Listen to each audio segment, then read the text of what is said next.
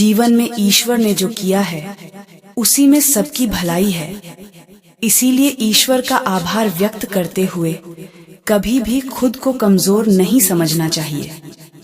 तो आइए आज इसी पर आधारित एक कहानी सबसे सुंदर कौन की कहानी का विस्तार से वर्णन करेंगे। जीवन में सभी अपने आसपास की चीजों को देखकर प्रभावित होते हैं। कभी कभी बाहरी चीजों का प्रभाव इतना ज्यादा हो जाता है कि लोग हीन भावना से ग्रसित होकर खुद को कम आंकने लगते हैं। जीवन में ईश्वर ने जो किया है उसी में सबकी भलाई है, इसलिए ईश्वर का आभार व्यक्त करते हुए कभी भी खुद को कमजोर नहीं समझना चाहिए।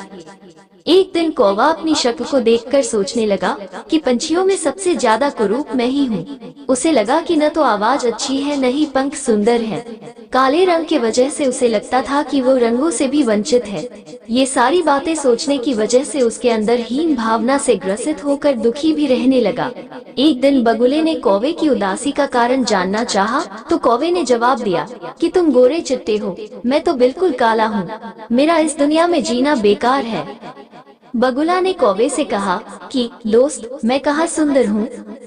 तोते को देखो, हरे पंख और लाल चोंच, काश मेरे पास भी ये सब होता। बगुले की बात सुनकर कौवे को सुंदरता को जानने की इच्छा हुई। वो तोते के पास पहुंचकर बोला कि तुम इतने सुंदर हो, खुश तो तुम बहुत होते होंगे। जवाब में तोते ने कहा कि मैं खुश तो था, लेकिन मोर को देखकर दुखी हो गया क्योंकि वह मुझसे ज्यादा सुंदर होता है। मोर की खुशी जानने के लिए कौवा उसे जंगल में खोजने लगा, परंतु उसे एक भी मोर नहीं दिखाई दिया।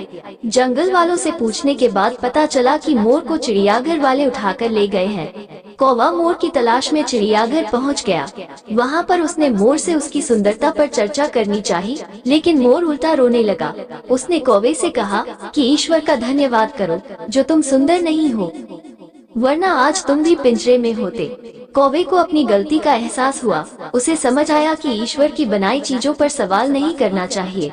थोड़ी सी भी अगर आपको ये कहानी अच्छा लगा होगा तो लाइक जरूर कर दीजिए।